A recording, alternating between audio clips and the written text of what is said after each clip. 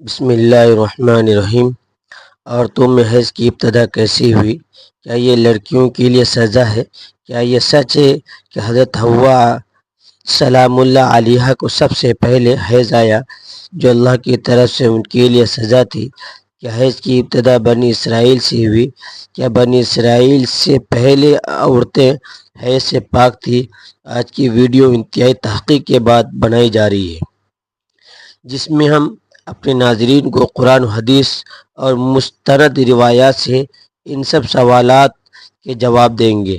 اصل میں اس موضوع پر بات کرنا اس لیے بھی ضروری ہے کہ آج کل بہت سے ویڈیوز پھیل رہی ہے جس میں غیر مسند روایات پیش کر کے سیدھا سادہ مسلمانوں کو گمراہ کیا جا رہا ہے۔ ایسی ویڈیوز دیکھ کر ہم سب اپنی ماں ہوا سلام اللہ علیہا پر برائی باندھ دیتے ہیں۔ آپ سے التماس ہے اس ویڈیو کو پورا دیکھیے گا تاکہ دوبارہ کبھی کوئی بھی آپ کو اس موضوع پر گمراہ نہ کر سکے۔ حضرت عبدالرزاق اور مسند اسحاق میں حضرت عبداللہ ابن مسعود رضی اللہ تعالی عنہ اور حضرت اسما بن ابی بکر رضی اللہ تعالی عنہ سے روایت نقل کی گئی ہے کہ بنی اسرائیل کی عورتوں کو یہ اجازت تھی کہ وہ بھی مردوں کے ساتھ مسجد میں جا کر نماز پڑھا کرتی تھی۔ مردوں اور عورتوں کے درمیان ایک پردہ ہوتا تھا۔ پھر ایک دن ایک لڑکی اپنی ایڑیاں اٹھا کر مردوں میں اپنے یار کو محبوب کو دیکھنے لگی۔ پھر اس نے یہ روزانہ کا معمول بنا لیا۔ اسے دیکھا دیکھی سبھی عورتیں اپنی مسجد میں آتی، پھر ایڑیاں اٹھا کر پردے کے اوپر سے غیر مردوں سے تاک جھانک میں لگ گئی۔ چنانچہ اس کو مسجد میں جانے سے ایسا روکا گیا کہ ان پر حیض مسلط کر دیا گیا۔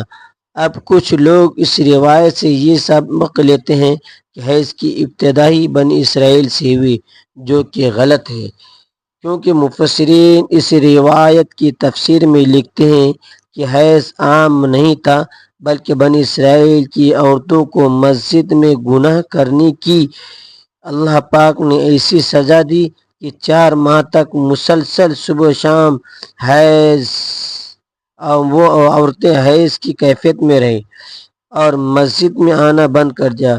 پھر جب اللہ پاک نے ان کی توبہ قبول کی، یہ عذاب ان پر سے ختم ہوا۔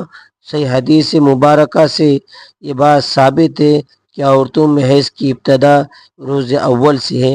آئیے اس بارے میں 2 حدیث مبارکہ بیان کرتے ہیں جن سے ثابت ہوگی کہ حدیث کی ابتدا پہلی ہی سے ہے، نہ کہ بنی اسرائیل سے اس کی ابتدا ہوئی۔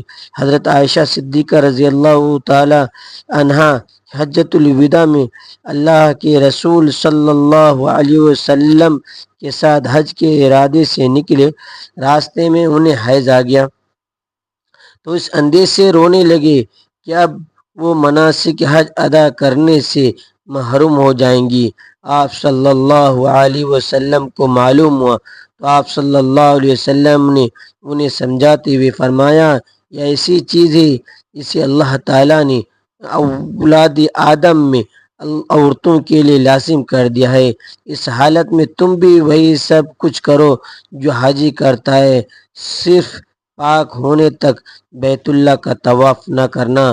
بالکل اسی طرح ایک اور حدیث حضرت ام سلمہ رضی اللہ تعالی عنہ سے بھی مروی ہے کہ حضرت ام سلمہ رضی اللہ تعالی عنہ بیان کرتی ہیں کہ ایک موقع پر رسول اللہ صلی اللہ علیہ وسلم کے پاس تھی، مجھے حیض آنے لگا، میں وہاں سے اٹھ گئی۔ آپ صلی اللہ علیہ وسلم نے دریافت کیا تو میں نے بتایا کہ مجھے حیض آنے لگا ہے۔ آپ نے فرمایا، یہ ایسی چیز ہے جسے اللہ تعالیٰ نے آدم کی بیٹیوں پر لازم کر دیا ہے۔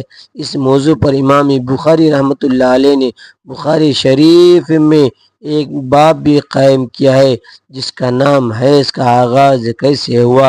امام بخاری رحمۃ اللہ علیہ لکھتے ہیں کہ حضور اکرم صلی اللہ علیہ وسلم نے فرمایا، یہ وہ چیز ہے جسے اللہ تعالیٰ نے آدم کی بیٹیوں پر لازم کر دیا ہے۔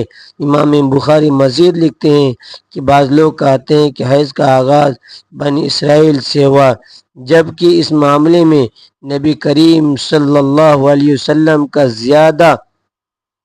ارشاد زیادہ معتبر ہے، چونکہ حضور صلی اللہ علیہ وسلم نے فرمایا اللہ نے حیض کو آدم کی بیٹیوں پر لازم کیا ہے، اسی لیے بنی اسرائیل سے پہلے بھی حضرت آدم علیہ السلام کی اولاد میں حیض موجود تھی۔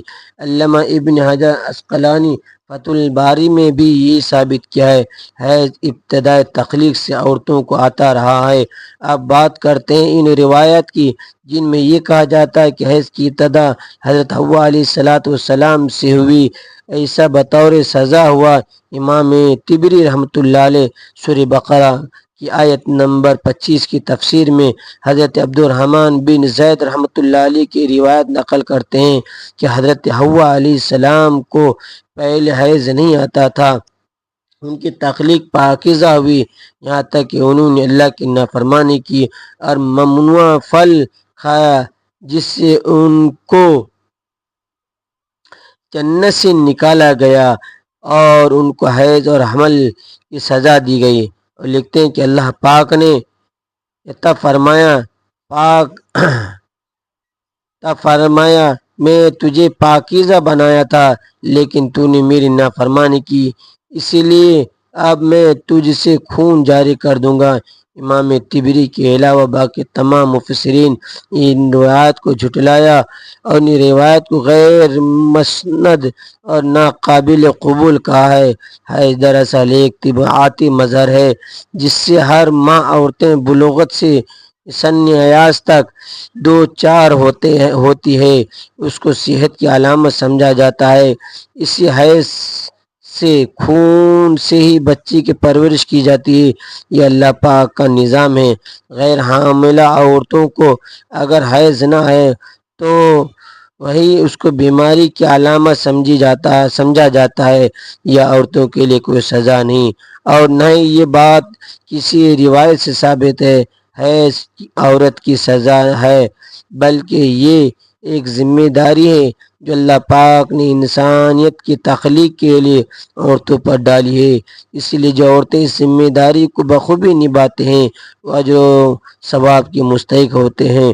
جیسا کہ حضرت عائشہ صدیقہ رضی اللہ تعالی عنہ نے ایک دفعہ حضور اکرم صلی اللہ علیہ وسلم سے سوال کیا کہ اللہ کے نبی مجھے تو لگتا ہے کہ عورتیں پیدا ہی مصیبت جھیلنے کے لیے ہوئی ہے۔ حضرت عائشہ صدیقہ رضی اللہ تعالیٰ عنہ اشارہ حیض اور حمل کی تکالیف کی طرف تھا۔ حضور اکرم صلی اللہ علیہ وسلم یہ سن کر مسکرا دیے اور فرمایا نہیں، یہ ایسی چیز ہے جس کے ذریعے سے بنی آدم کی عورتیں آزمائی گئیں۔ اس حدیث کی تشریح میں علامہ ابن حجر رحمۃ اللہ علیہ فتح الباری میں لکھتے ہیں کہ عورتوں کی تخلیق ہی اللہ پاک نے ایسی کی ہے کہ انہیں حیض آئے ان پر پہلے دن سے یہ لازم قرار دیا گیا، جو عورت اس پر صبر کرے گی وہ اجر کے مستحق ہوگی، اور جو اس کو مصیبت اور برائی سمجھے گی تو اللہ تعالیٰ کی تخلیق میں عیب نکالنے جیسے گناہ کی مرتکب ہوگی۔ امید ہے کہ اب آپ جان چکے ہوں گے کہ عورتوں کی سزا نہیں اور نہ ہی اسے سزا کے طور پر حضرت حوا سلام اللہ علیہا پر مسلط کیا گیا، اور نہ ہی حیض بنی اسرائیل کی عورتوں سے شروع ہوا، بلکہ حیض و حمل تو اللہ پاک کی آزمائش ہے عورتوں کے لیے، جن کا اللہ پاک بروز قیامت عورتوں کو اجر عطا فرمائے گا۔ اللہ پاک سے دعا ہے کہ تمام عورتوں کو صبر و استقامت کے ساتھ اس آزمائش پر پورا اترنے کی توفیق عطا فرمائے، ہم نیک اعمال کرتے رہیں اور برائیوں سے بچے۔ یہ اللہ پاک اپنے پیارے حبیب صلی اللہ علیہ وسلم ان کی آل پاک کے صدقے میں ہمارے گناہوں کو معاف فرما دے اور بروز قیامت ہمارے پیارے نبی صلی اللہ علیہ وسلم کی شفاعت نصیب فرما۔ کمنٹ سیکشن میں آمین لکھنا مت بھولیے گا، نہ جانے کس کی آمین سے ہماری دعا قبول ہو۔ ویڈیو اچھی لگی تو ویڈیو کو لائک کریں، شیئر کریں، سبسکرائب کریں۔ اگلی ویڈیو کے لیے اجازت دے دیجیے۔ اللہ حافظ۔ السلام علیکم ورحمۃ اللہ وبرکاتہ۔